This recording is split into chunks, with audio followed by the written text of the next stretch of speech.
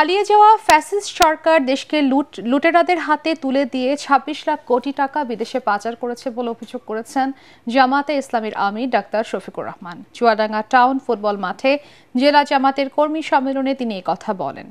একটি মানবিক, দুর্নীতি ও দুঃশাসন মুক্ত বাংলাদেশ কায়েম না হওয়া পর্যন্ত জামাতের আন্দোলন চলবে বলেও জানান ডাক্তার শফিকুর রহমান।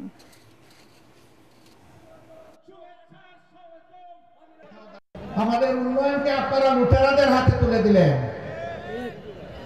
বাংলাদেশ থেকে ২৬ লক্ষ কোটি টাকা আপনারা বিদেশে পাচার করলেন।